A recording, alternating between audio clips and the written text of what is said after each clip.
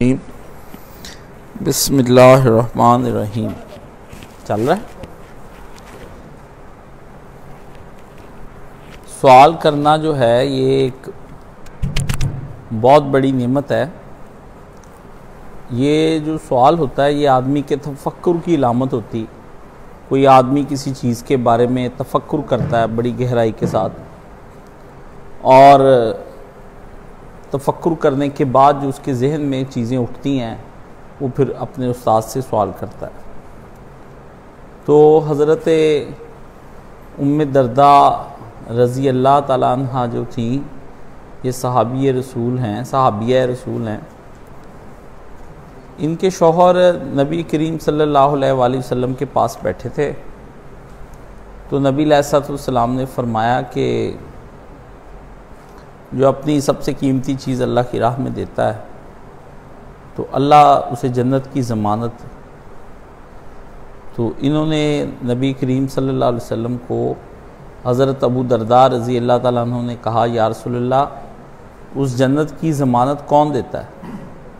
तो नबी अलैहिस्सलाम ने फरमाया, मैं देता हूँ। तो उससे कहा, हाथ निकालिए। तो रसूलुल्लाह ने हाथ निकाला, उन्होंने अपना हाथ नबी पाक सल्लल्लाहु अलैहि वसल्लम के हाथ में दे दिया। उनका सौदा पक्का हो गया। तो मेरे दो बाग हैं, एक आलिया में एक सुफला में, कि एक मदीना के ऊपर एक नीची जगह पे। जो सबसे शानदार दोनों बाग जो है ना, वो मैं अल्लाह की राह में दिए।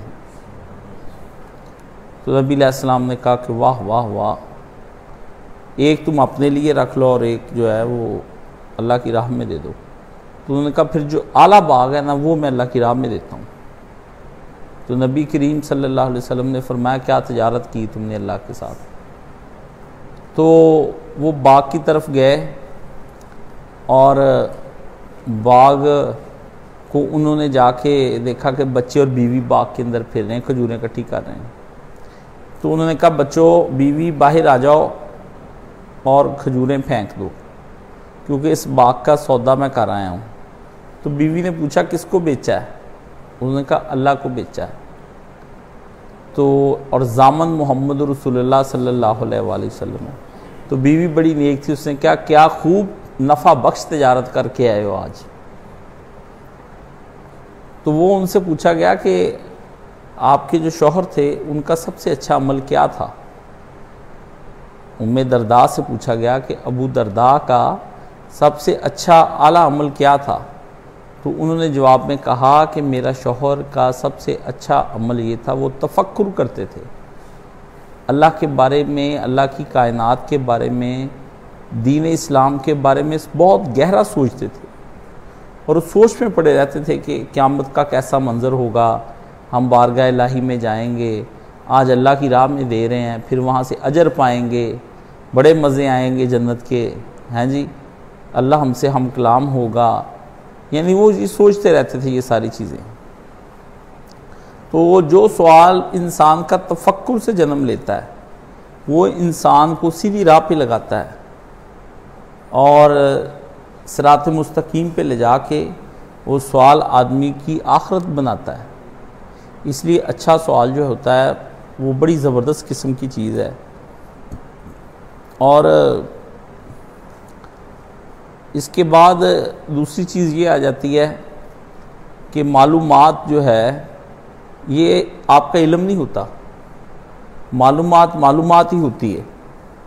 वो जब तक कच्ची पक्की मालूमात आपके पास रहती है तो उस बेस पर आप गुफ्तगू करते रहते हैं, तो वो उसका कोई फ़ायदा नहीं होता। जब तक वो पूरी तरह से हज़म ना हो जाए तो वो इल्म नहीं बनता।